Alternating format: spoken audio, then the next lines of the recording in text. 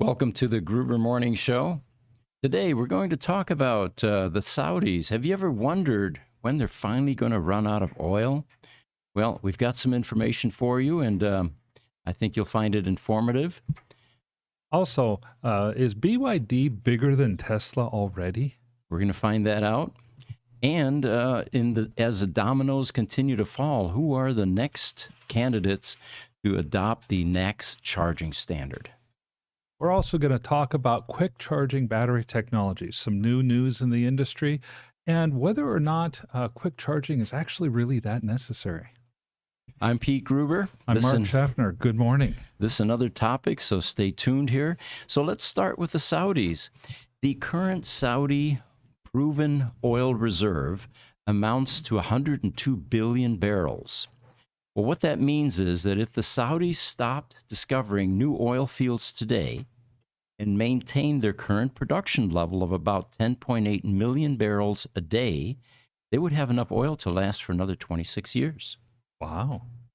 That's not too bad, some experts say, that because they had predicted that the peak oil demand would be reached by the year 2030. Well, but Saudi Arabia is not just sitting on its oil wells and counting its money. It's also interested in new technologies and increasing its recovery rate, exploring new areas, and diversifying into other energy resources. For example, they recently announced the $110 billion project to develop the Jafurah gas field, which could produce 130,000 barrels per day of gas liquids and condensates. They're also building a giant solar power plant that could generate up to 1.5 gigawatts of electricity by the year 2030.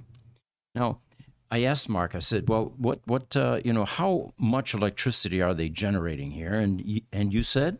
Yeah, 1.5 gigawatts is enough to power one DeLorean to travel through time for about 1 million homes. All right. So it doesn't sound like they're heavily invested in the exploration of solar energy at this point, anyway. Not yet. I do think that the Saudis and their environment, although a little bit dusty, is really ideal for solar energy, though. Totally. And then they say in this article, at least, after all, Saudi Arabia is not just an oil producer; it is also an oil price setter. Yeah. And that's kind of evil the way they do that. The way they set prices is they just simply cut production. It's not high enough, cut production a bit, and it'll go right back to where they want it to be. Oh, it is evil, and we think of it as evil because it's to their advantage and not to ours. Yeah. But because the fact of the matter is, if I was producing 10 widgets and I could get $100 for 10 widgets, and I knew that I could get that same $100 for only 9 widgets, why would I ever produce 10 widgets? Right. Then I'm doing one for free. It makes sense. So they say it can change a record premium for its oil, especially for American and European customers who are looking for alternatives to Russian crude. In fact, for Saudi Arabia, the $100 per barrel oil is already here. And it just seems like yesterday, in the world of investing, $40 and $60 a barrel was considered a lot for a barrel of oil. And here we are sitting at $100 per barrel. Yeah, it definitely is. And this tweaked my interest. I thought, okay, so Saudi Arabia has 107 billion barrels of proven oil reserves. I wonder how much oil they had, say, 30 or 40 years ago, or maybe way back when. So I went looking, and I found, to me, a very interesting research article. It came from the Energy Exploration and Exploitation Journal. So it's an engineering journal for the oil industry. And it's a report from 2001. This report outlines the oil reserves that were in the world in table format between 1948 and 2001. And what I found is in 1948, proven worldwide oil reserves were about 68 billion barrels of oil. Well, that's less than the proven oil reserves in Saudi Arabia alone right now. By contrast, the United States had 21.5 billion barrels of those proven oil reserves, and Canada had 100 million barrels of proven reserves. Fast forward to 2001, the end date on the report, United States had gone up in their proven reserves, even though they had been producing oil, millions of barrels of oil a day for 60 years. Um, their proven oil reserves had gone up to 29.8 billion. Worldwide, over 1 trillion barrels of oil were in proven reserves in 2001. Canada was still kind of sitting back there at 6.6 billion, not really a major player. But fast forward to 2023, we've got two pieces of technology that hit. You have the shale revolution in the 2010s, Right. and you have the oil sands revolution in the 2010s also in Canada. Now the United States sits there with about 68 billion barrels of oil. We're one of the largest 2 or 3 producers of oil in the world. Canada has more oil reserves than anywhere else in the world except for Saudi Arabia and Russia, at 168.1 billion barrels of expected oil reserves. Proven reserves are a lower number because those proven reserves mean you have wells that are drilled and they've found them. Expected reserves mean that the researchers are going to drill at some point and they expect to find oil, but they have not necessarily proven them out. Saudi Arabia's reserves are way up. Worldwide, we're at 3.5 trillion barrels of oil in proven reserves. And this is after talking for 30 years about how we're going to run out of oil. Right, right. Which, of course, is what we would love to see happen to help save this planet. But that's a lot of reserves. You know, I go back to the last century, and I was there during the OPEC extortion in the 70s, the long gas lines. And you know, for me, the Saudis had redeemed themselves with their hefty investment in Lucid. And I thought, what a wonderful segue for them to, get out of this planet-damaging method of producing, fuel, Right. to getting into sustainable energy sources. Now, I would have hoped that they would have taken more of an interest in solar. You know, even though they have a 1.5 gigawatt installation under construction, they could do so much better, especially considering where they're located. Yeah, exactly that in that desert location. I do commend the Saudis though. They're like many other countries in the world that are energy producers. They're trying to diversify. Yeah. And the other point that I would want to make though would be when a scarce limited resource like oil really becomes widely or even universally valued, people are going to figure out how to get more of it. Right. Yep. They're going to figure out how to find it. They're going to figure out how to extract it in ways that were thought of as impossible just years back. And I think of the same thing. Is lithium going to do the same thing now with electric batteries? There's been talk now for a few years how there's no way we're going to have enough lithium to build all the car batteries that need to be built to enhance the EV revolution when you also include stationary power and so on and so forth. Yet, it was Central Africa, then it moved to Central America as the world's biggest lithium source. Then we've had articles about how we can potentially extract lithium right from seawater. And then we have the find in Nevada that's now considered the richest lithium source in the world and probably the largest lithium source. We're just scratching the surface in that area. And so I don't see us running out of lithium anytime soon. That doesn't mean that lithium is going to be the battery technology of the future, though. Yeah. And it turns out innovation is not very selective. Yeah. It is going to play with the old technologies that we're trying to get rid of just as easily as it can with the new technologies that are in demand. By all means. YouTube, we've got a question from Italo Garcia. He says, legal. Okay. Thank you for joining us. Good morning, and thank you for joining us. Nolver53 on YouTube says, good morning. Good morning. YouTube, Ramon Hurt, Tesla says 1.21 gigawatts. A lot of exclamation marks after that one. He caught my Back to the Future reference. Okay. 1.5 gigawatts is enough to propel a DeLorean through time, is what I had said. Highlander says, hi, gang. Good morning, Highlander. Glad to have you back. Instagram, CH215714N. Are they wearing the same sunglasses? Yes, actually we are. can you bring up a picture, Jesse? I was waiting for the sunglass notion to come up, and I don't see the It's picture in anymore. images. Check in images. Oh, images. There we go. Yeah. Yeah, give me 1 second. So here is yet another good reason why we may be wearing sunglasses in all of the Gruber productions, from videos to podcasts. And what you guys don't know is whether we're wearing these 24/7. There we go. This is something that was posted on Twitter, and it was a post by Elon. He says, "The irony is that my company is making brain chips." Well, if you notice, that might be another reason that we're wearing sunglasses. Because we have to keep the lasers out of our eye. Yes. You know, kind of like the X-Men there. And disclosing the fact that we may not be human, that we may be AI, and that we may be robots here. You know, you never know. Has Elon planted chips in our brains and we just don't know about it yet? There's a good conspiracy theorist notion, isn't there? Well, whatever the reason for wearing sunglasses, there's one problem that we have yet to have a solution for, and that's where are we going to store those sunglasses, Pete? Yes, good point. Well, luckily, we make these sunglass holders. They're for sale on our website for $79.99, minus 10% if you use code Richard or code Aaron.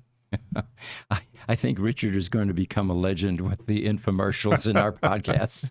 Good job, Richard. The next Billy Mays. Yes.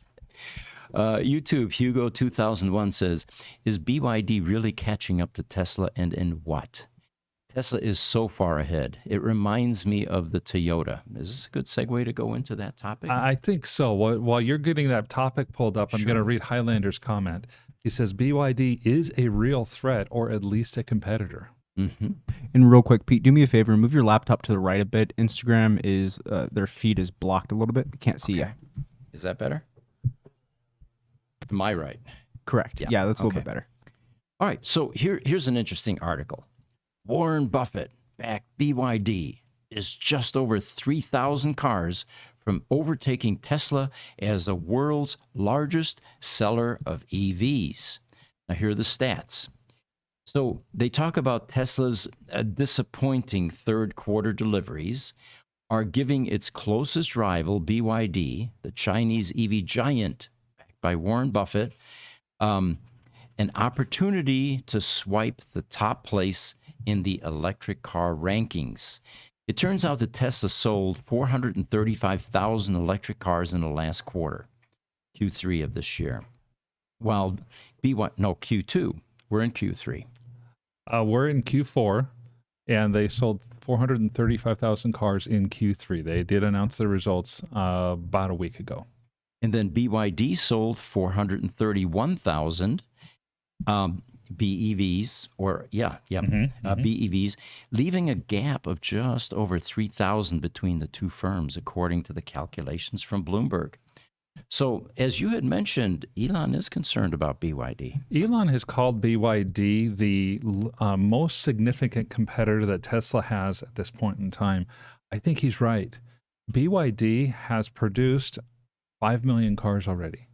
And Tesla just produced their 5 millionth car. Now, BYD produces a mix of battery electric vehicles and plug-in hybrid vehicles. And so that 5 million continues or counts both. However, BYD over the last 2 years has been growing at a rate of almost 2.5 times the rate of Tesla. Mm-hmm. And that means that BYD is definitely a big competitor of Tesla's.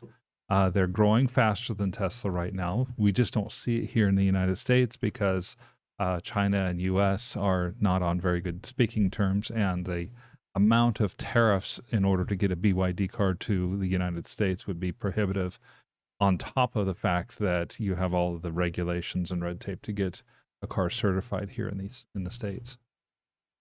Interesting. You were also mentioning that the rate of growth is different than between the two companies. Yeah, BYD is growing at about 2.5 times the rate of Tesla right now.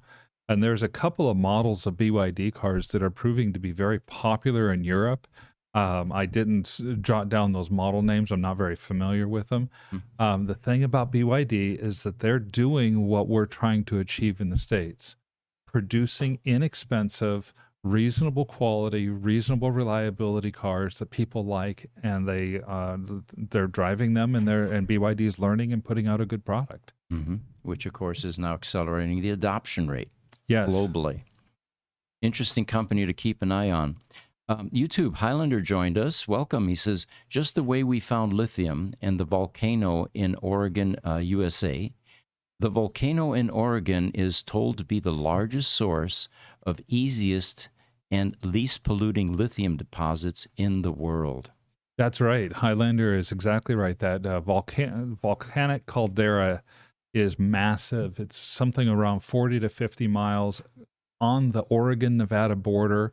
And we were talking about this last week. I'm not good with the terms, and so I don't remember it off the top of my head.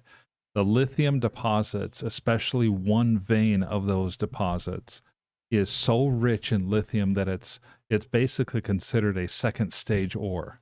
Really? And it's still in the ground as such. The first stage ore is where you get rid of the first level of chaff, and your lithium goes up to 10 or 15% or something like that. Mm-hmm. And this ore is so rich that it's in a clay soil and it's already at that percentage. And to put all this in perspective, we may be moving away from lithium as these batteries continue to improve, and we have more efficient methods and different chemistries, and even more plentiful, raw materials like sodium-ion batteries that we spoke about. Exactly. Sodium ion, potassium ion, more use of iron, graphene. Graphene, yeah. And we haven't even talked about or even touched on the fact of things like solar energy. Mm-hmm. Solar cells that are in the lab are supposed to be as much as 1,000 times more efficient than the cells that are on rooftops right now. Well, if you have a solar cell that today can be put on a car and generate somewhere between 50 and 150 watts an hour, that's not much on a car top. But multiply that by a factor of 1,000, now you're between 50 and 150 kilowatts an hour. You don't even need a battery for that. You're going to be generating energy faster than you can use it, even if you're driving down the road. Amazing. So your moonroof could become the main generator. I think Jesse's going to chime in here. I also haven't said fusion in a while. I know you That's haven't. right. Fusion's on its way. Yeah. Instagram, Fabrice for Rafi says, hi, welcome. Thanks for joining us. YouTube, Ramon Hertz says, Pete is really Cyclops from the X-Men. That's right. Okay. That's right. And if you're familiar with X-Men lore, we'll just call you Scott for short. I'm not, but I'm definitely going to look that up after this podcast. Thank you, Ramon. YouTube Highlander again. He says, I agree with Raymond. It looks like Nils is joining us. He's saying long-term oil should drop due to the falling demand due to sustainable transition. Yes, as prices drop until only the countries with the lowest extraction costs survive. It's about $3 to get Saudi oil, I think. Interesting. Yeah, we've been wondering about that. As EV adoption begins to take over, the cost to produce and process, fossil fuel is constant. They're not going to be able to make that go away.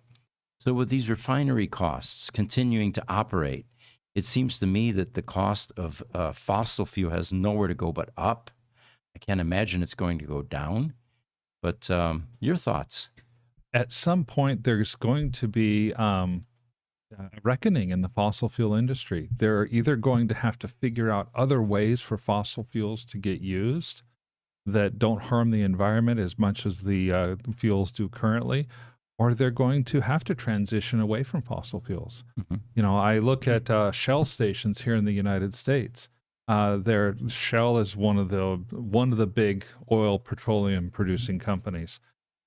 Virtually every Shell station that's being built out now includes at least some charging ports, and Shell has put together stations like Tesla superchargers, where they have more of a restaurant than a convenience store, but they'll have no gas and only 40 to 50 charge ports for electric vehicles. Interesting. They see the writing on the wall too. They see the transition is going to come, and we will get to that tipping point at some point where petroleum becomes more expensive than electricity, I think we're closer than people realize.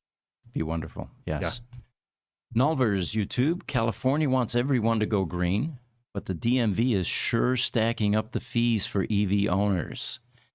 They're trying to recover the revenue lost from drivers not buying gasoline. Yeah. We all knew that was coming, though.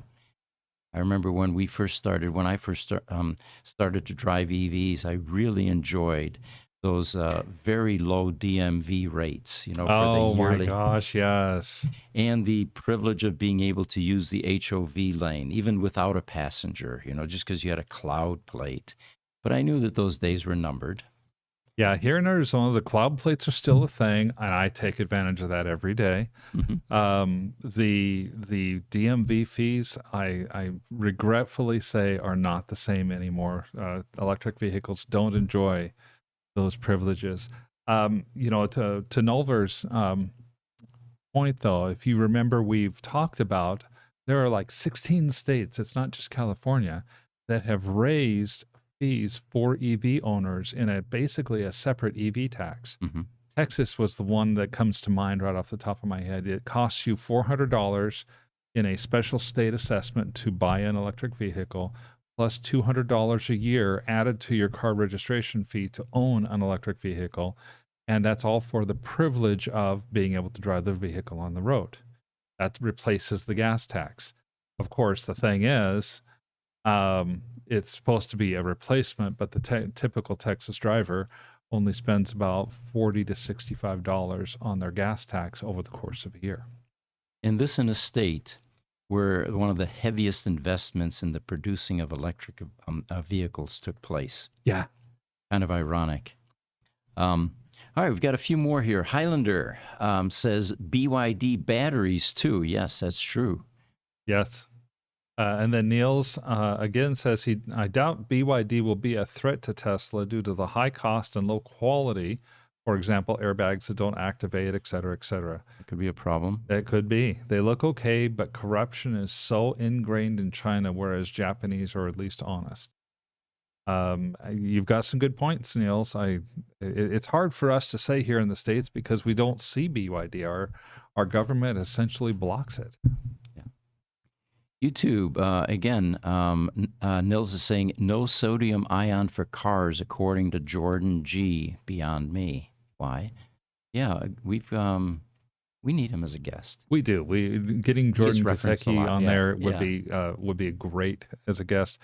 My speculation, complete speculation, sodium ion is not very energy dense. Okay. It is maybe half the energy density of lithium, and that's kind of pushing it. I know I saw something recently. Researchers at Arizona State University, right here in town, are trying a blend of these metal salts. Sodium, lithium, potassium. There were two others that they used. I don't remember. And they have come up with a blend of these salts that seems to have a combination of high energy density and stability and lower cost. If that can make its way out of the lab and into industry, there's a lot of potential there because that would be about 20% sodium ion, and it's about 60 or so percent lithium. Interesting. Got an article here from Joey Klinder, actually. He is talking about there are two new adoptees of the next standard, and it is Hyundai and Kia. They both committed to using the connector for all their electric vehicles in the U.S. and Canada. Now, the rollout looks something like this. The fourth quarter of 2024, in the U.S. at least, is when Hyundai is going to adopt the next standard. And in Canada, it's the first half of 2025. Now, remember, these manufacturers need a little bit of time to ramp up, change their production lines, order new parts. And so that is understandable. But what will happen now is both Hyundai and Kia will have access to more than 12,000 Tesla superchargers across North America. And they plan to also participate in the increase of the DC charging stations. So the official statement from the Hyundai Global President and COO, Jose Munoz, was that our collaboration with Tesla marks another milestone in our commitment to delivering exceptional EV experience to our customers. You know, when I read that, the first thing I thought of, he was using ChatGPT 4. Probably was, because ChatGPT has its own writing style. It does, yes. Once you get used to it, you're like, that really could be ChatGPT, and I'm thinking it probably was. Yeah, but it was well said. Yeah, appreciate it. And then Kia is also jumping on board with this, and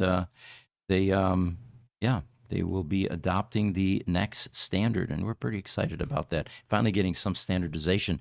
By the way, the senior director of charging at Tesla is a Rebecca Tanucci.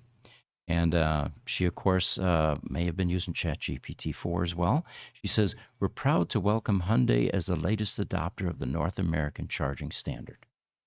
Well, that's very good. I would have been surprised if Hyundai went and Kia didn't, because they have the same parent company now.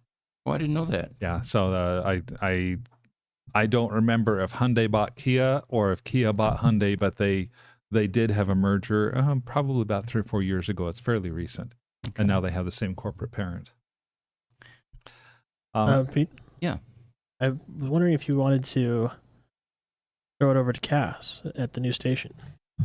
I do. Let's throw it over to Cass and get her in the limelight here. Oh, so hold on. Are you muted? Let's see. I got to add your mic here. Hold on 1 sec. So you guys, I'm going to put back on you for a second while I get the mic added. Okay, let's do that. We're glad to have Cass. Of course, love having Cass here with us. She has relocated a bit in the lineup of the social media staff here. And my God, you guys look like you have 25 feet there now of bench space or desk space with all kinds of equipment all over it. And Cass does have a expanded role at this point. Do you care to tell us about that, Cass?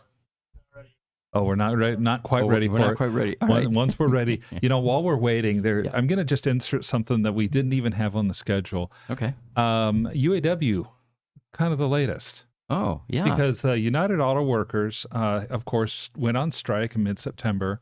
We're interested in this in that it absolutely affects the electric vehicle world.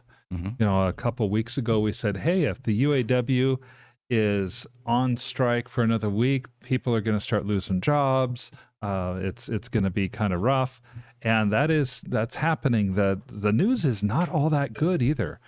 I remember mentioning the last time we talked about this, that the maker of Mack trucks had avoided a strike because the union leadership and the company had come to an agreement. Well, the workers rejected that contract. They're on strike now. Mm-hmm. On top of that, in General Motors, Canadian auto workers are now going on strike for General Motors. So not only do they have to deal with United Auto Workers here in the United States, but in Canada, they're one of the largest unions that works for GM has gone on strike.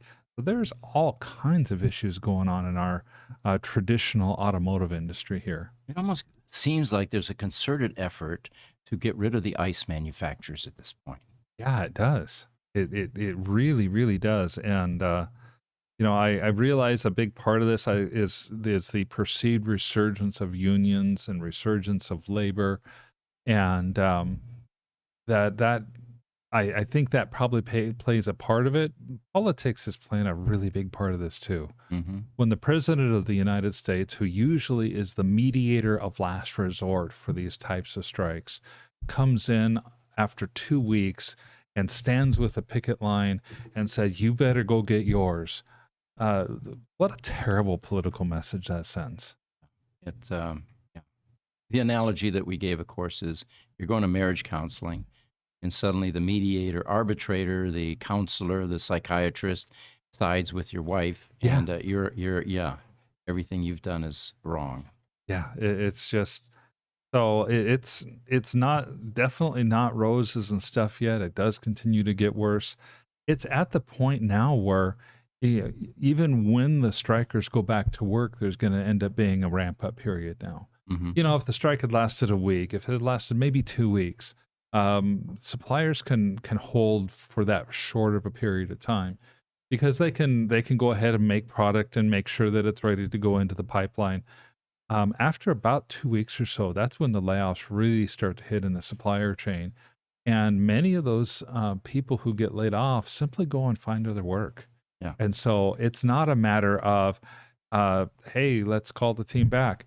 A lot of that team is gone. Yeah, they're not rehirable. They're satisfied in their new positions, and yeah, they are basically starting over again with long learning curves and Yeah. QC mistakes and all the rest of it. Yeah, and basically they come out and say, "Why would I ever go do this again?" Because there's so much uncertainty, and when people are fearing for their jobs because of something outside of their control, that just They find a new It's- they find a new profession. it just completely disrupts everything. Yeah. All right. Instagram Pixel_Swart says, "What makes Tesla batteries better than any other battery?" Tesla is definitely an innovator when it comes to EV batteries, but they did not invent the 18650 cell or their early battery pack designs. The multi-cell design is definitely something they could be credited with, and that was Mhm. Martin Eberhard, who he and Mark Tarpenning decided, hey, why don't we try laptop batteries instead of these antiquated lead-acid batteries and see if we can increase the range of the first EV, really sports car, the T0, Right. which became an extraordinarily successful design that a lot of people copied. But and then, of course, later on, they went on to developing newer battery technologies eventually. But you have to remember that a company like Tesla, which is really a tech company that has grown to the point where they have very deep pockets for R&D, and they're in a Mhm. particular field. It's kind of like Google. You know what they're going to come up with next, or Microsoft, software packages. Mhm. Well, Tesla's going to continue with creating and innovating new ways of doing transportation and the products that go in it. So we have to give them some credit. But in terms of the technology, their technology being better, no one was developing battery technology or is currently like Tesla, to my knowledge. We talk about the Chinese companies to an extent, and a lot of that is a Me Too effort as well. Yeah, a lot of it is. And it's not high tech, a battery chemistry, even the newer lithium iron phosphate, lithium ion, the graphene type batteries, the solid state batteries. It is not a complex technology. It's just dialing in the correct ingredients to make that cake, edible. Yeah, I think the complexity that people are struggling with more than anything else has been scaling. Mm-hmm. Back when, you're right, Mark Tarpenning, I think, is the one that invented the modern EV battery. And isn't it because he was in laptops? He was familiar with. Yeah, they both were. They were, the Rocketbook business, and they Yeah, needed that's right. Yeah, they needed a power source that was small enough to replicate what a book would look like, and it certainly wasn't going to be a lead acid battery connected to a little, e-reader type book. Right, that's right. They were doing Rocketbooks, and they were familiar with putting 2 or 3 batteries in series to up the voltage, and it wasn't a big jump for them. And that's the first thing that people have to remember is that when you're jumping, you're relying on past experience, and that past experience can be highly relevant. That's just what we did at Gruber Motors. In fact, Mhm. we were UPS experts and had been for a couple of decades, Mhm. and then made the quick jump. But for battery technology, I think there's probably more money going into research and development for battery technology now than by several orders of magnitude than there ever has before. Yeah. And the whole reason is because, if I'm Mark Tarpenning, I go to Panasonic and say, yeah, we want to get some batteries from you. And Panasonic says, okay, well, how many do you need? 100 batteries will cost X, and 1,000 batteries will cost Y. And And if you're really a big seller, maybe we'll give you 10,000 batteries and we'll cause Z. And you come back and say, well, can you do 10 million? Mm-hmm. Right. You know, the power tools business taught us that these small form factor, high energy density type cells were quite efficient and quite usable. Mm-hmm. And if you remember, power tools used to have a cord attached to them, your electric drill, yeah. you know, your skill saw, all of that.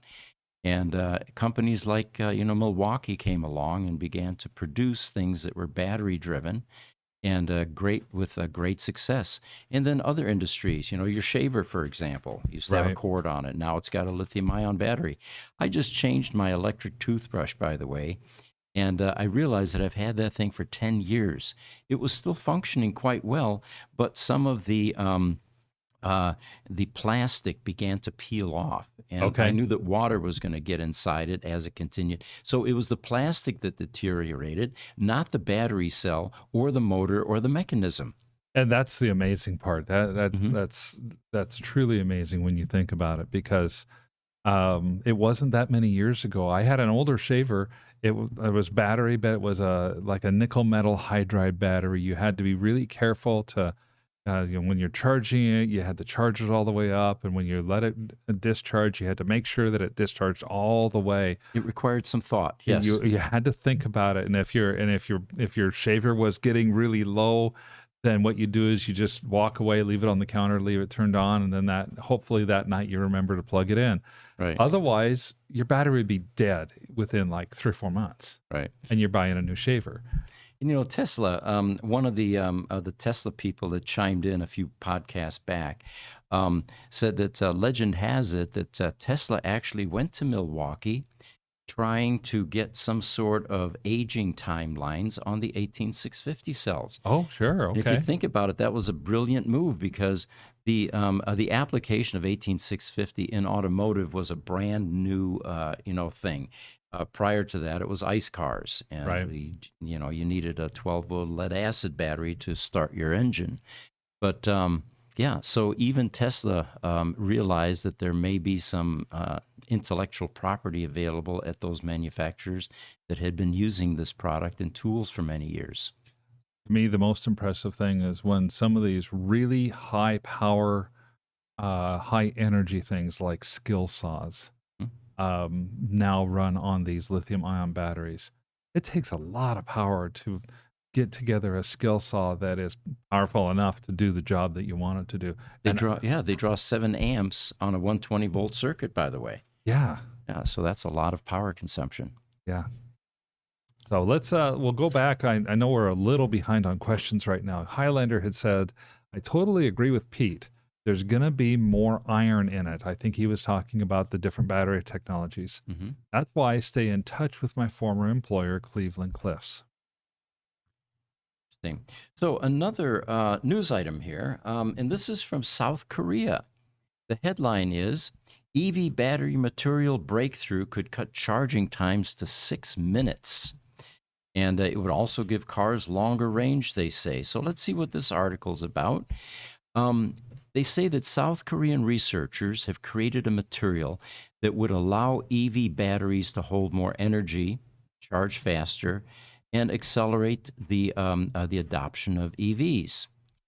The challenge was road transportation, mainly cars and trucks, which are responsible for 12% of global greenhouse gas emissions, they say, and almost a quarter of emissions in the U.S. So it's higher in the United States because we happen to have more cars, it seems like. Yep. So swapping out gas and diesel-powered vehicles for electric ones would make a big difference in the battle against climate change. They say it can take up to 10 hours to charge some existing EV batteries to 80%. Now, that's a pretty aggressive figure that it doesn't seem to be realistic to me. 10 hours. I suppose if you go to a supercharger where, you know, there's not much energy there because everybody's using it. Yeah, I mean, 10 hours to get 80%. Okay, I guess. I mean, you're going to start with a battery that's down around 10 or 15%, and you're going to have a pretty large battery in your car, because a 240 volt, 40 amp charger, that's the common one that's in somebody's house, is going to put about 25 miles an hour into your car. But some of these cars have batteries that can take anywhere from 250 to 400 miles of range now too. Mm-hmm. They say that why EV sales are on the rise. They say there's still many drivers that are hesitant to make the switch because they fear their batteries will die before they reach their charging station. Range anxiety, in other words. Yeah. Or they won't be charged up fast enough when they finally get there. So, again, they're making a point for why this technology should be taken seriously, because it's going to improve that. Even if a station is always within reach, they say, it can take up to 10 hours to charge because some existing EV batteries, or to, they say, 80%. But it's not as convenient as topping off a gas tank, 3 to 5 minutes and you're out of there. So what they worked on is increasing the storage capacity of these EV batteries. And the way they achieved that was let me get back to this article here. They changed the anode material, which is normally made of graphite covered in a copper foil. But these researchers at the Pohang University of Science and Technology say they've developed a way to get an alternative anode material called manganese ferrite, which can hold 1.5 times as many lithium ions as previously thought possible. The key, they said, was synthesizing the manganese ferrite into a nanometer thick sheet or sheets, and this increased the surface area, allowing for the storage of more lithium ions when the sheets are used as a battery anode. That makes it makes a lot of sense, except for one thing. First off, the improvements are impressive. If I can go and park my car at a charging station and in anywhere from 5 to 10 minutes be done charging, that would be really impressive and really cool.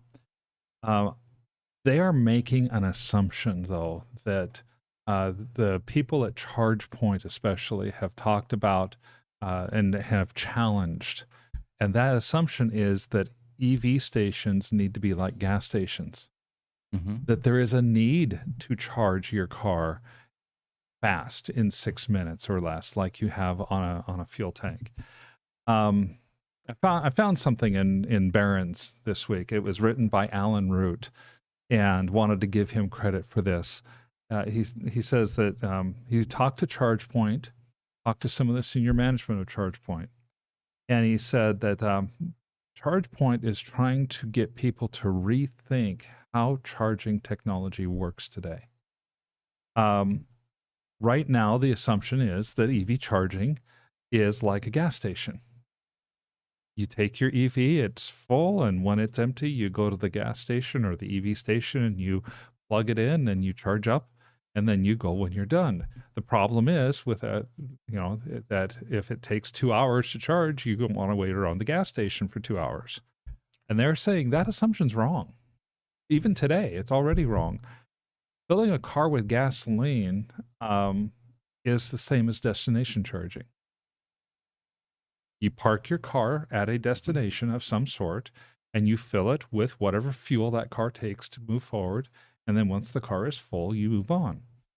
But your car sits at all kinds of different places throughout the course of a day and the course of an evening. So what if every place where your car parked was a gas station? Yeah, okay. And so every time you park, you could charge your car. Go to a restaurant. You're at the restaurant for 45 minutes. When you come out of the restaurant, your car has 15 more miles on it than when you went in. Go grocery shopping, spend an hour and a half and go what I would call, my wife would call big grocery shopping. Go get your groceries for the next couple of weeks. Come back, you've added 35 miles. Go home, park in your garage. And this is what most people do today. Park in your garage. You simply plug in as part of getting out of the car and getting ready and going inside. And you come out the next morning and you're full. Yeah. It just is. And same thing, parking at work. More and more workplaces. We are blessed here that we have some charging stations here for our electric vehicles. More and more places are doing that. Park at work. During that 8.5 or 9 hours plus that you're at work, your car is charging. You pick up a couple 100 miles. It is reminiscent for me of what we do with our Model S, for example. When we get home, we plug it in. Mm-hmm. By the time we're done, we've got 230 miles range the next morning. Mm-hmm. You'd be really hard pressed to use 231 miles range in one day doing the normal activities that people do with their cars. You know, you go to the grocery store, you go to the movies, you go to a restaurant in the evening. You're not going to eat up 230 miles. And then if you do, then you would go to a supercharger or, someplace Right, where you get a exactly. rapid charge, which is an anomaly. That's not the norm. So, unlike your ICE vehicle, where you're going to have to go to the gas station eventually, when you bring home an EV and you plug in, you've got a full tank every single morning. Every single morning without fail. If you were to think of EV charging instead of the gas station model, think of it as the Wi-Fi model. When you have your telephone and you go into a restaurant, the restaurant has Wi-Fi available. Right, good point. You hook in and you have internet. Restaurants, hotels, the local mall, movie theaters, anywhere you go, if you want to not even use your phone's own signal, if you want to connect to a Wi-Fi network, you can do that just about anywhere. Mhm. Charging is that way too. Even on our friend Raphael Demestri Right. with ADE days, he went around the world in 2012. There were no charging stations back then, except he said everywhere's a charging station. Mhm. If he needed to charge, he simply looked up, saw where the power cords were going, and once he found a transformer that would step down the electricity for a household, that's where he would turn, and he would go to that household and plug in. It sounds like the notion of charging needs to go through a paradigm shift. I think it does, and ChargePoint's business philosophy is to put chargers in place for people to be able to get access to electricity. They try to partner with businesses, with hotels, with restaurants, with places, and they're not even always selling their units. They're trying to simply partner with the business so that the business can get the unit and get the sale. I believe Cass is ready. We'd like to introduce Cass at this point and turn this show over to her. Hello, it's me, Cass. I did look up some stuff about that battery that you were talking about, that new one that Korea was making, Mhm. Yeah. by QuantumScape. It also says it works in any condition, and I'm using air quotes with that just because there's always margin for error. But they had tested it at negative 30 degrees Celsius, which is about negative 22 degrees Fahrenheit. And back in 2019, when we had that polar vortex, I was living in Illinois at the time, and I lived about an hour and a half away from Chicago, and Chicago had gotten as low as negative 23 degrees Fahrenheit or negative 31 degrees Celsius. So it would barely be able to function there, but they were testing their limits. Absolutely. And by the way, Cass also, I was surprised, I found this out a couple of weeks ago, speaks some Korean as well. Just a little bit. Just a little bit. That's enough, though. It's better than the rest of us in this A room. lot better than the rest of us. I also Mhm. can speak some Hawaiian just because I am Hawaiian, and then I just speak a little bit of Spanish. Outstanding. We are teaching my 11-month-old granddaughter to sign as well, and she's actually doing better with that than she is vocalization at that age. Oh, really? Fascinating. I've heard that Spanish phonetically is an easier language to speak than English, though, too. I did not know that. There are fewer phonetic sounds in the Spanish language than there are in the English language. Mhm. And I think part of that is that the English language has co-opted so many terms from so many other languages across the world over the last several years. Interesting. But it's, definitely. And Cass, thank you very much. By the way, do any of you guys know what happens to your car tires when it's 45 below 0 Fahrenheit? They Oh. freeze. They break. They crack. They crack. Well, Really? Yeah. they don't necessarily crack all the time, but they do stay square. Okay. I would know. I've lived in Alaska. We've had 45 degrees below zero, and until your tires heat up from the friction from the road, of actually the friction that you encounter moving forward, you feel get a like flat spot. you have a flat spot on your Yeah. tires and thump thump thump thump thump thump thump thump thump. I bought cheap nylon tires years ago. They were priced well, but they had the same problem. When you first took off, you had that thump for a while until it softened up. Yeah. We've got a bunch of comments. We should probably get to some of those. Before we do that, the image behind us, we usually give you a read on what that's all about. This one was not AI generated. This was something Jesse found. And since we were talking about Saudi oil production and their reserves, we thought we would put an oil derrick up behind us to represent that topic. Instagram. Hish Malcolm is giving us the thumbs up. Thank you for joining us on Instagram. And on Instagram, we do realize you're not seeing that background picture right now. We're working on that and hope to get that fixed and taken care of soon. And also on Instagram, Pixelswar has a strong opinion here. He says, no, no, no. Electric vehicles are not the future. We'd like you to tell us then what you think is. Yeah, I'd love to hear what that. I'd love to hear your thoughts, Pixel.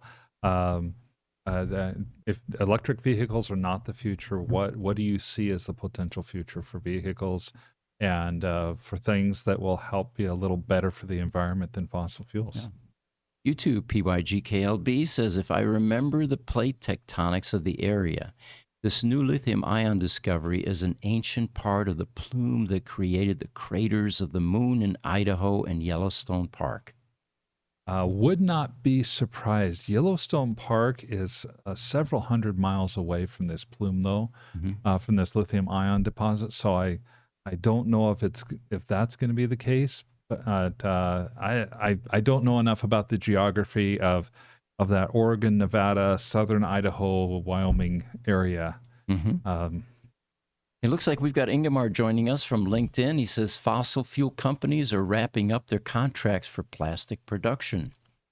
By the way, Ingemar, I enjoyed your recognition of a comment that I made in the AI podcast Sunday, where I fundamentally said, we are the ones that need guardrails, not artificial intelligence. It's much smarter than we are. It's not going to kill the species like we do. And so we're really the ones that need all of this confinement and control. I just thought of something. You know how there'll be two sports teams in two different towns, and they have a so-called rivalry. One team will use, and this especially is true in the case when one team dominates the rivalry for several years and the other team does not. The team, the lesser team, the one that is losing all the time, is constantly focused on the team that is the winner all the time, and the team that wins all the time doesn't even think about the team that loses all the time. To them, it's not even a rivalry. Well, that's AI and us. AI is the winning team. Right. It doesn't even think about humans and the human race. We are inconsequential. Yeah. We're just there, and we're the losing team. What's that, Jesse? Oh, Jesse made that argument. I've made that argument to Pete before. He doesn't really go for it. It's gonna treat. I use the anthill analogy where we're the ants, and it's just not even gonna care about us at all. It does not indulge in emotions the same way that we do. And of course, there are some positive emotions and some very negative emotions. And, compassion and kindness, those are things that are definitely the what make human beings special and unique.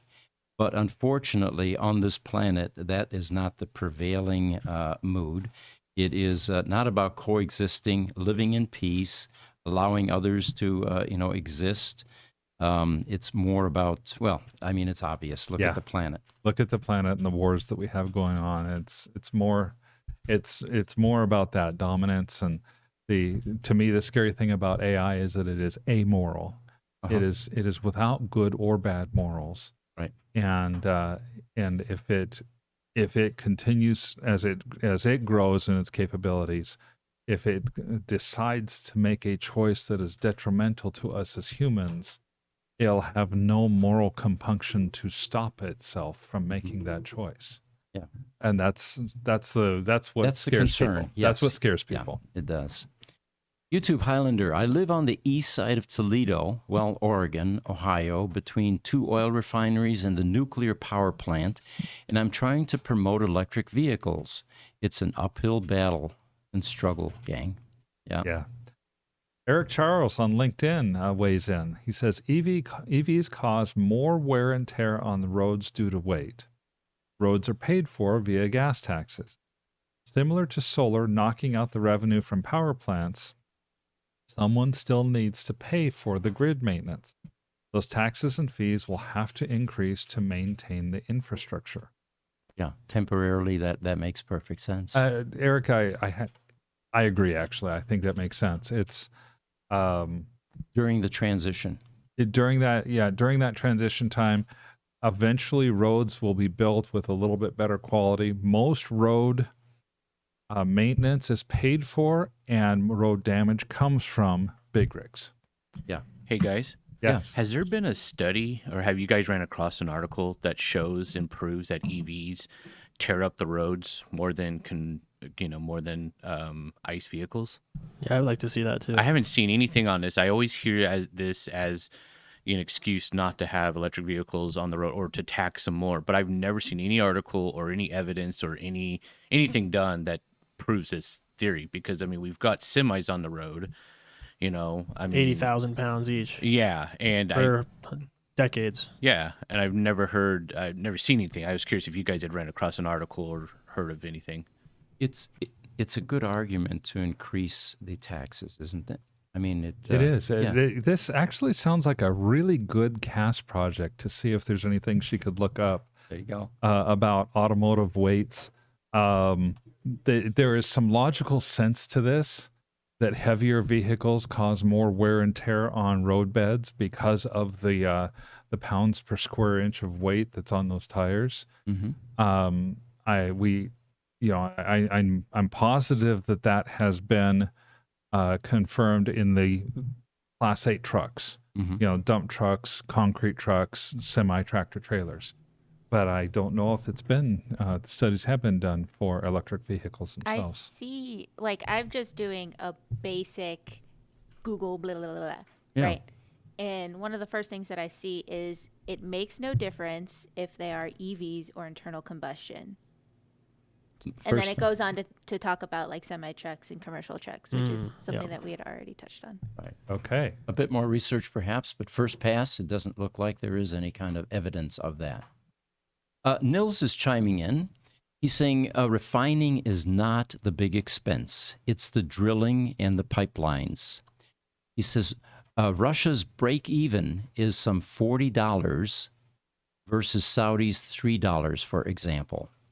They almost just stick a straw in the ground and it comes up by itself. Niels has got a great point there. The Saudi Arabian crude is a certain class of crude. It's called sweet crude because it has a very low sulfur content. It's very easy to refine. It's easy to work with. And Russian crude is famously known to be a sour crude because of the high sulfur content, especially in it, and the extra refining that needs to take place. This is reminiscent of the show in the last century that I wouldn't be surprised if you guys never heard of it, the Beverly Hillbillies. But they were living out in the country, and Uncle Jed is out hunting possum, and he fires that rifle of his, and it hits the ground instead of the possum, and up comes crude. It's that simple to find in some places, apparently. It did. Yes, it is. And any of you who want to chime in that like that show, love to hear from you. YouTube Highlanders, same in Ohio, they're about to tax the crap out of our EVs and EV charging. Yeah. I love this comment from Mega Wilderness on YouTube. Nax is just a plug. Yeah. And by the way, it fits into a category like many things in life. It's not the part, the product. It's the fact that we finally have a standard and we're all using the same thing. Right. One is not superior to the other, but finally there's some agreement. And we don't have, dozens of different standards. So that's the benefit. I think that one of the reasons that NACS has become the standard in the United States, even though it isn't a SAE standard yet, I think it will be coming by the end of the year, is because Tesla took the time to build a charging network that worked. Mm-hmm. And the other players that built their networks out with the CCS standard, their networks didn't work. Mm-hmm. They were, we're talking 75 or 80% reliability versus 99.95% for Tesla. Everybody wants to plug into a Tesla's port.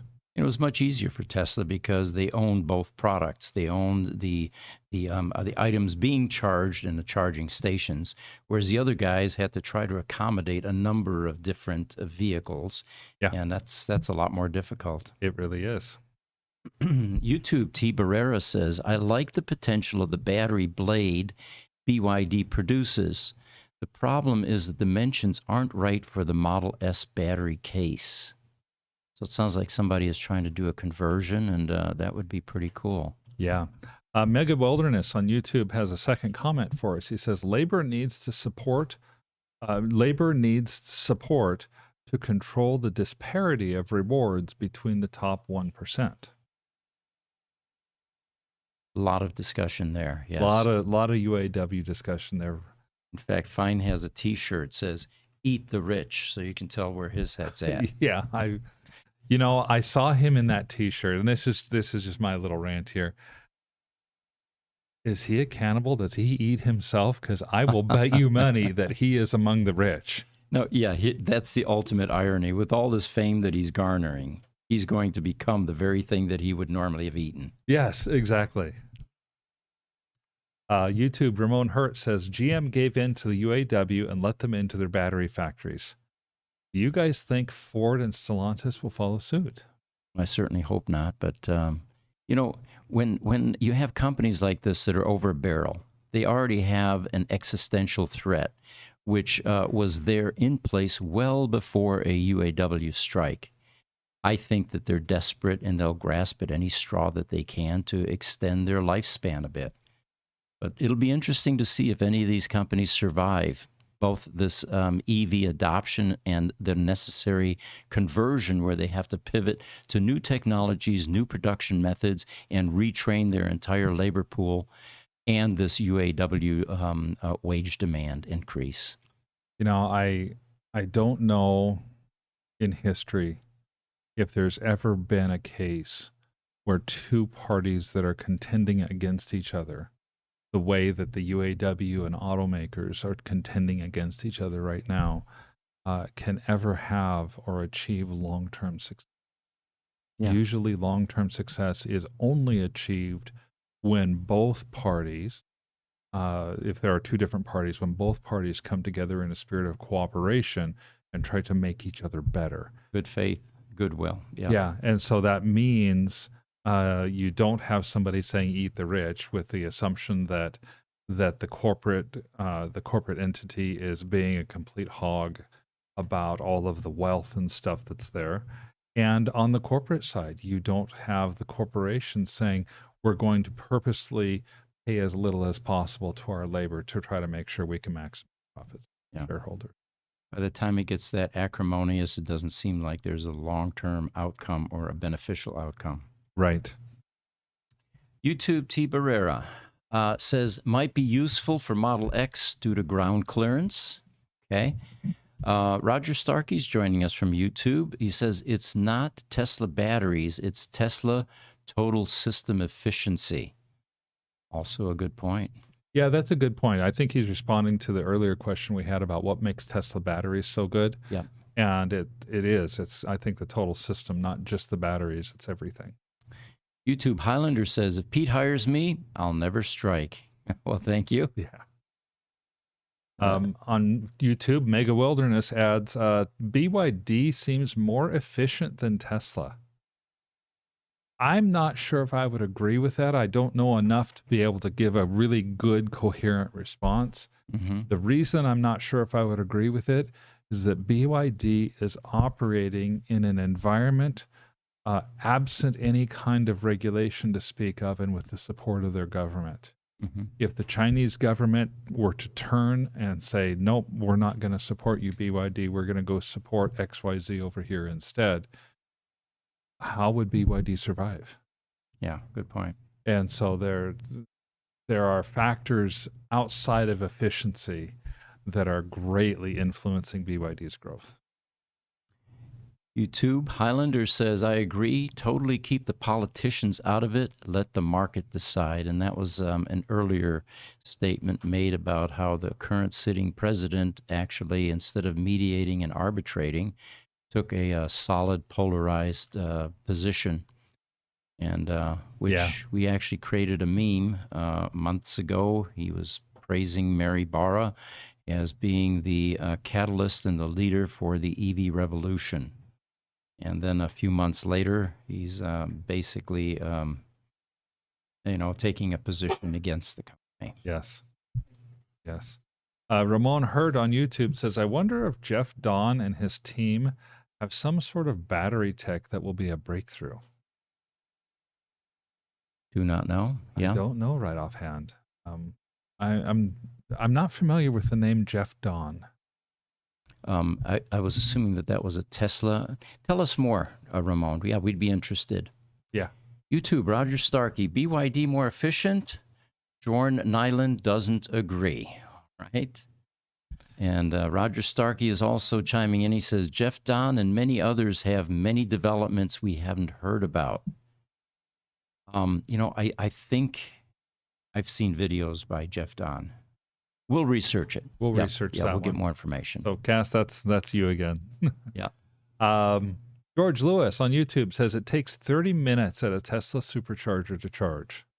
Yeah, which is about the right amount of time to go to Carl's Jr. and get a drink and a burger. Yeah. Yeah. You go to fast food, or I like up here at our it's called Deer Valley Center. Yeah. Lots of little restaurants around. Everything's within walking distance. If you had the need, you could even go to the movies. Yeah, that's right. There's a movie. There's AMC. I think. AMC movie theater right there too. All right, YouTube, Roger Starkey says, batteries are going to be the Wild West for at least the next decade. There will be a new sheriff in town every few months. Good point. New Totally technology, agree. new chemistry, yeah. George Lewis on YouTube says, you can simple charge at home and never go to a gas station ever again. Yeah. George, for a number of years, I've had a Tesla that does not have supercharging available to it. And it's just the way the circumstance is, I just don't have the availability to use a supercharger. I don't think about it ever. Mm-hmm. And so I totally agree with you there.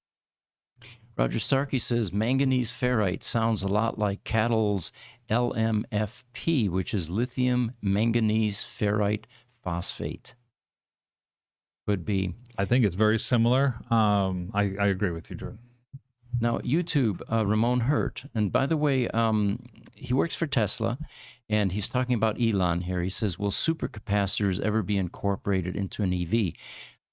If you remember, Elon bought Maxwell Technologies a few years ago, which was touted at that time as the leader in supercapacitor technology.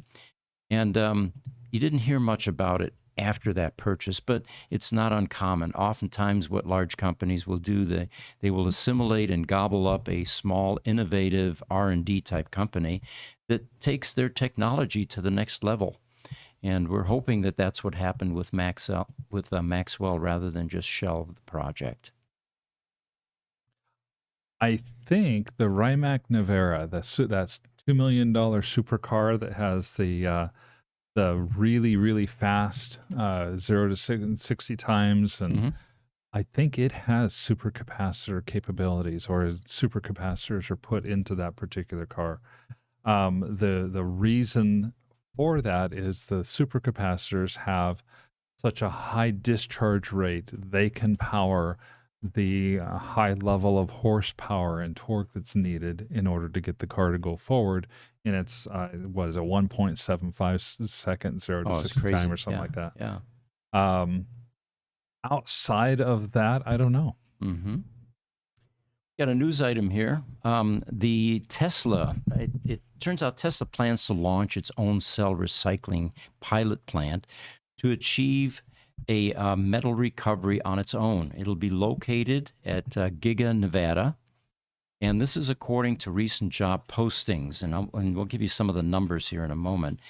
But in January, Tesla announced plans to build 2 new $3.6 billion manufacturing facilities east of Sparks, Nevada. One will produce the Tesla Semi. The other is going to produce the 4680 batteries. This meant that Tesla expansion at its factory in Nevada. And they claim that more than 3,000 jobs will be created at these 2 factories. A number of positions are currently being posted and are opening, and they seem to be mostly construction related currently. Now, what's interesting about this expansion is a cell recycling plant. It has an important role to play. If Tesla achieves metal recovery, it will again dramatically reduce the battery production costs, making its electric vehicles even more affordable. I think one of the things Tesla does to recycle their batteries, by the way, is to take, when they do a refurbished battery pack, they're taking the best of the modules, testing them, seeing that they test good, that they have a high CAC value, grouping the modules that have similar CAC values together and putting them back into a pack and effectively remanufacturing that pack simply by putting the good modules into new batteries and then taking the bad modules and taking them through the destructive recycling process. Yeah. And it's speculation. I mean, we talk to Tesla, they tell us a fair share, but there's certain processes like this particular one that we just can't get any information about. Right. I wonder what would, with J.B. Strobel now on the Tesla board of directors, how does Redwood Materials get impacted by Tesla expanding their recycling capabilities so much internally? And it almost sounds like that could be a conflict of interest. It does. It seems kind of odd. I guess, I don't know, I guess maybe it's the idea that you've got so many electric vehicles going out into the marketplace right now, and virtually all these electric vehicles still have battery warranties. Mm-hmm. So if there's a battery failure, and we've seen that the battery failure rates are incredibly low early in the life cycle of these cars, there's not much to that market from the car battery side yet. Mm-hmm. But that market is going to grow exponentially over the next few years. And it doesn't matter if it's Tesla or Redwood Materials or like the company here in Phoenix, LI Cycle. There are a few different companies like that. They're all going to have more batteries than they could hope to retrieve once these cars start getting to end of life. It would seem to me that with JB involved on the board, that it could be an issue of broad versus narrow, in that Tesla would be recycling their own batteries, right? Whereas Redwood takes virtually anything from cell phones to toothbrushes to power tools to, you name it, anything that has a battery in it. One thing they did mention, however, is that Tesla batteries are 100% recyclable. Now, if you think about that, that's a pretty dramatic shift in technology. Very few things have been 100% recyclable. Yeah, that's really impressive, because you think about 100%. Okay, that means they have figured out potentially a way to recycle the coolant, Mm-hmm. the plastic that sits on top of the modules, the different aluminum and metals and stuff that Stainless are inside the steel, modules, the graphite, stainless steel, all of that stuff. They're saying they're able to recycle. I'm really impressed by that. Mm-hmm. And of course, it's very planet friendly. Yes. And like the article pointed out, this may reduce the cost of their product even further. It may, because they don't have to go out and try to mine and refine lithium nearly as much. Now, I'm wondering, does the article, because I read through and didn't see this, are they focusing only on destructive recycling, or are they even doing destructive recycling? Yeah. I don't think they talk about the methods they go through. It may be that that right now there are so few modules or coming back for recycling that the only recycling they're doing internally is the kind where you're pulling your battery apart either by hand or by machine, pulling out the good modules, reusing the good modules, and sending everything else off to maybe somebody like Redwood for destructive recycling process. Sure. Yeah, 2 processes there are possible. YouTube, George Lewis says, ChargePoint should remind people that you can simply charge it like your phone overnight. I think that's the message that ChargePoint is trying to get out to people, in fact. So thank you, George. Roger Starkey on YouTube says the ChargePoint idea is already a thing. It's called graze charging. It removes the must charge at home opinion.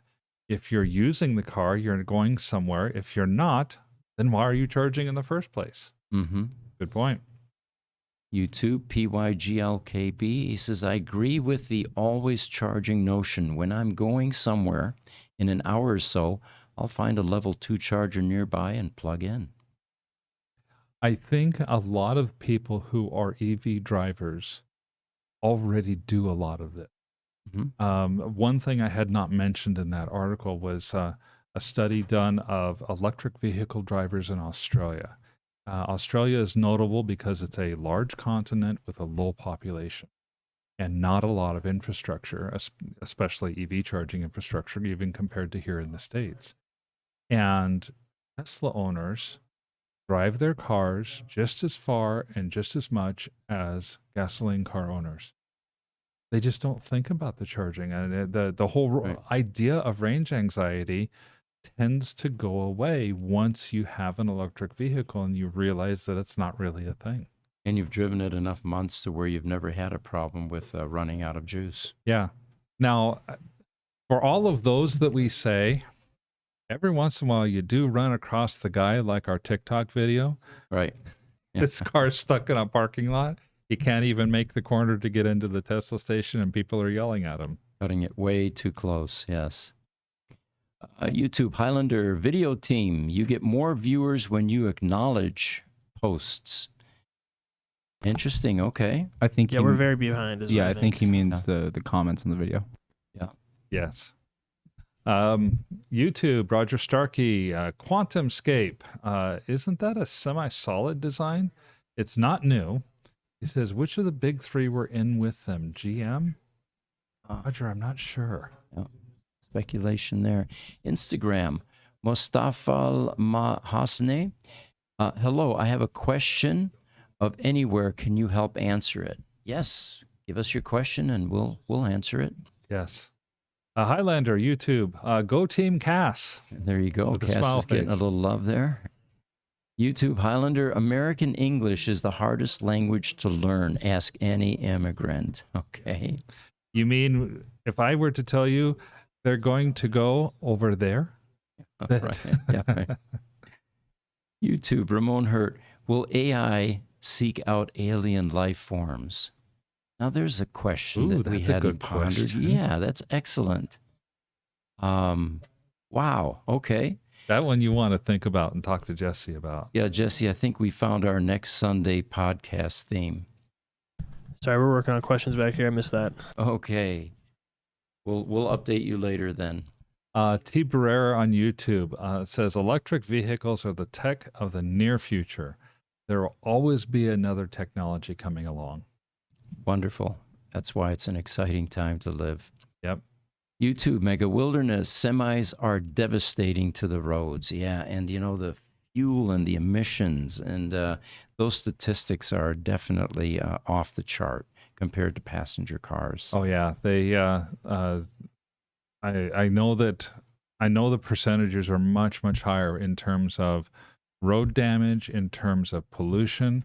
I saw something that said it's possible that the Class 8 trucks produce as much as 25% of the carbon monoxide pollution in the United States. Right. or the automobile pollution. So, yet they're a critical piece of our transportation and commerce.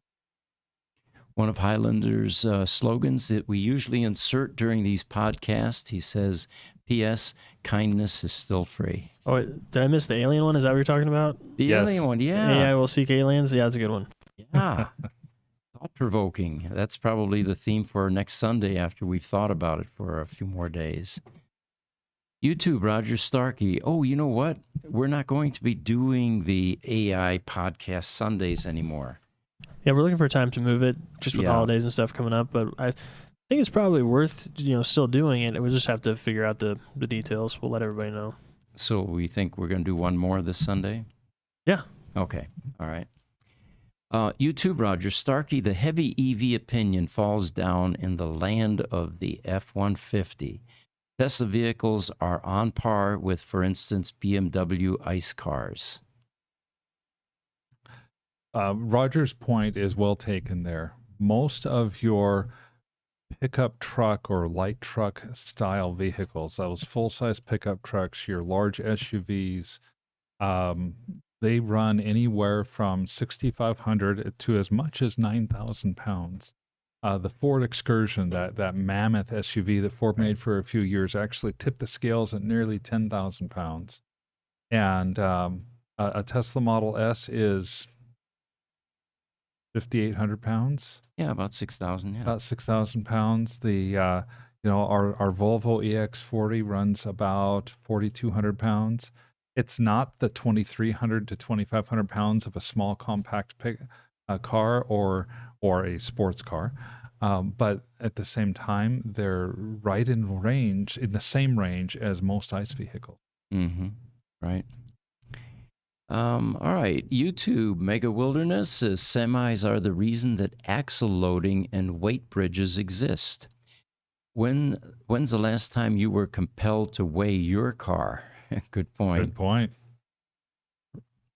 Roger Starkey continues and says, when was the last time you were compelled to weigh your lifted pickup? I was going to insert something there, and now that it's continued, I have to do this. I went to Safeway the other day to buy a watermelon, right? And I'm in my little Tesla Roadster, and this guy parks up next to me there, and he's got this big Lariat pickup truck, lifted with tires that were taller than my Tesla Roadster, diesel just banging away. And he's a little guy, and he gets out to go buy some groceries. I'm thinking, what is the point of... Now, I know that you're going to differ on this, Aaron. This is you have a justification for this, Yeah, right? what's wrong with little guys driving big trucks? I don't understand. Overcompensating, perhaps. Yeah. YouTube, Highlander, love the Beverly Hills belies almost as... the Hillbillies. Okay, sorry, I didn't see the separation there. So he loved the Beverly Hillbillies almost as much as my little Dodge Grand Caravan. Yes. Great show.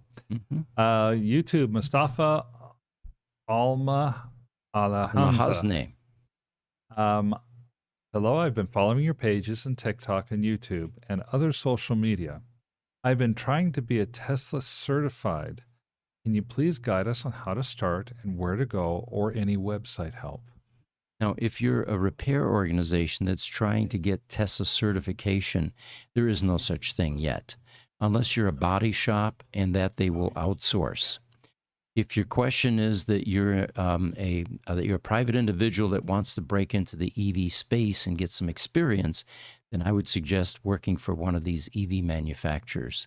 And again, as I've said many times, start at the bottom. Start as a janitor. Impress them.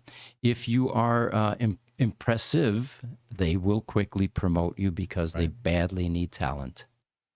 You'll find as well that some of the general skills that are helpful include learning a little bit more about electronic engineering, learning some about software engineering, especially Linux, and of course, the easiest of the three, learn how to fix cars, even ICE cars. Instagram, Fabrics Boss says, Tesla is the best car. And then from YouTube, Ramon Hurt says, do any of you guys eat at Filiberto's Mexican food? Yeah, actually, I do. Yes. I've heard great things about it. I never have yet. Yeah? It's definitely great food and it's fast. It's the Yep. reason why I have this fantastic body. Put a camera on him. There he is. All right.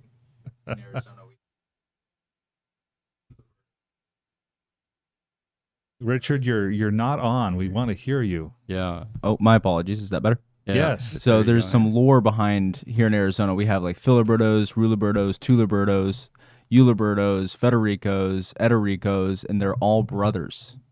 You know, we were wondering that the other day. We're driving along and said, now, which one is that? Don't they keep changing their name or what's going on? So they're brothers that are actually, and they're all the same theme and the same format. Did not know that. Family members, yeah. Yeah. So they're all I Oh, think okay. cousins and brothers, and they were all one thing at one point in time. They all split off, did their own thing, just didn't change the menu. Oh, okay. So Julio Bertos is the same as Filibertos, is the same as All of the rest. all the rest. It's kind of like how in the Midwest we have Fleet Farm and Farm and Fleet.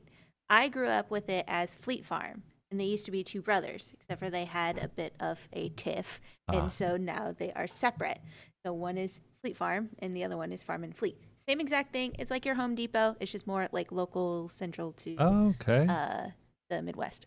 It's always fun when you have these family feuds and they're business people, and then they splinter into variations of the same business. Oh, yes. Let's see. Ramon Hurt, he says, I don't work at Tesla any longer. I left there in 2020. Oh, you did tell me that. Yes, thank you, Ramon. But we appreciate your Tesla insights. They're invaluable. YouTube, Roger Starkey, to confirm, Jeff Don is one below a Nobel Prize winner, okay? Battery researcher at Dalhousie University in Canada, affiliated closely with Tesla since 2016. This team is exceptional. Wait for the Tesla Semi 4680 combination in Nevada. It'll be a game changer. Oh, I'm looking forward to hearing about that. And I definitely want to learn more about Jeff Don now. Yeah. YouTube, T. Barrera, Pete, thank you for correctly pronouncing Nevada. All right. YouTube Mega Wilderness says Tesla needs to recycle their dud batteries and the waste. Interesting. Okay.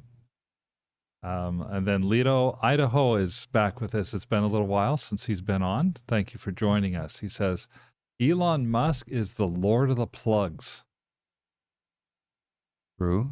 And then YouTube, Roger Starkey says Tesla does recycle all battery waste. It's a well-documented fact from recollection mentioned in the impact reports. In fact, while I was looking up information, because I like to look up background information on our articles and go down rabbit holes and stuff like that, I was on the Tesla website this morning, and they say right on their website, we recycle 100% of our battery materials. Excellent. Ramon actually confirms it. He says Tesla scraps bad modules. They have people pull them apart and recycle the cells. You know, we often wonder what happens to the Tesla Roadster batteries, which have 6,831 cells in them, weigh 1,000 pounds. They get sent to Lathrop to be remanufactured. They make new sheets. What happens to those old sheets? I've even offered to buy them from them because we repair those sheets, and they would be invaluable to put other cars back on the road during the interim while the Tesla production process continues to make those new packs. But yeah, it's good to hear that they're recycling 100%. It's very environmentally responsible. And Ramon Hurt continues and says, I've personally stacked up pallets of modules for them to scrap. Interesting. YouTube, Nalvers53 says, I wonder why some people think the concern over where to find a charging station to charge your electric vehicle is greater than the concern over where to find a gas station. Okay. Excellent point, and I can't agree with you more. It's, I think right now the bigger fear, or at least my bigger fear is, if I go to a gas station, I'm going to get gasoline, and it's always going to be there. If I go to a charging station, depending on the brand of charging station I go to, and this is more with my Volvo than my Tesla, some with the Tesla as well, is that charging station going to actually be functional? Mm-hmm. because at any given point in time, it seems like only about 8 out of 10 charging stations or charge ports that are available are functional if it's not Tesla. Right. If it's not Tesla, yeah, I knew you were going to add that. At some Yeah, point. of course. If it's Tesla, it's as reliable as a gasoline station. YouTube, Roger Starkey, QuantumScape was in with VW. Okay. Oh, okay. YouTube, Crunch to Grace Hopper, like number 17 from Newport Beach, SoCal, catching up from 76 minutes down. It says, I was up late monitoring Middle East conflict. Smash that like thumb, y'all. Mm-hmm. Thank you, Crunch. I don't think that Middle East conflict is going to have any resolution here anytime soon. Unfortunately. Instagram. SJV Tesla says 10,000 pounds. That was probably from an earlier reference what these vehicles weigh. Yeah. All right. News item. Tesla lithium refinery to start production in Q1 of 2024. So this is from an article printed October 6th. And they're talking about a lithium refinery in Robstown, Texas, which will start production on the first day of 2024. It will be commissioned or commissioning the assets roughly the first of next year, and that will continue in earnest over the first half of next year. Now, this one's not going to be very large. They proposed a $3.8 million donation for the roads near the lithium refinery. This is a fairly small town. I think somewhere here, there it is. It is a town in Nueces County, Texas. It is a western suburb of Corpus Christi, and it was founded in 1906, named after Robert Driscoll, Robstown. So they are going to be opening this lithium refinery. It will only employ 165 people, but they claim there's some pretty high-paying jobs there. So for those of you interested, they're looking for metallurgical chemical engineers and a variety of lab-type people. If you're near Las Cruces and you want to work for Tesla, this may be a good bet for you. This is kind of exciting. That's pretty close to the Texas Gigafactory. Mm-hmm. Austin and Corpus Christi are in the same general area of the state. And I'm anxious to see when Tesla's next lithium refining factory goes into place.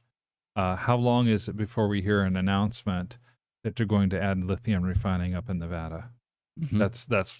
That's my own personal opinion. I think it's going to be coming in the It kind of completes future. all the processes there. Yeah. All right. Looks like we're getting to the end of our podcast. We've got an hour and a half into this one. Really appreciate everybody joining us. We are still working on Instagram's green screen image. And well, we will have tomorrow at 10 o'clock Mountain Time, the Roadster podcast. Yes. Thursday, we'll continue with this one. Tomorrow afternoon, we are going to have a special time to kick off our communication products podcast as well. That one's going to be where you hear a little bit more about the history, what got us into Gruber, into the company Gruber Industries in the first place, what led you to found it, things like that. So I'm very excited about that one. We'll have a lot of nostalgic pictures of the early days here at the company and how we've emerged into a manufacturer that supplies data centers. Today we did some short videos, and one of them was, you probably didn't realize that we're in the furniture business, even though we're into high tech, but we make furniture for data centers, racks, shelves, cable management panels, things that hold servers, and not only hold them, but connect them together. So those of you interested, we've got 2 videos or 2 podcasts tomorrow then. It'll be the Roadster podcast at 10 and at 4 in the afternoon, Mountain Standard Time. We'll have our first data communication products podcast, which will, from that point forward, be broadcast Monday mornings at 10 a.m. We had a problem with streaming services coming online yesterday. So look forward to seeing you guys again, and I hope you have a wonderful rest of the day.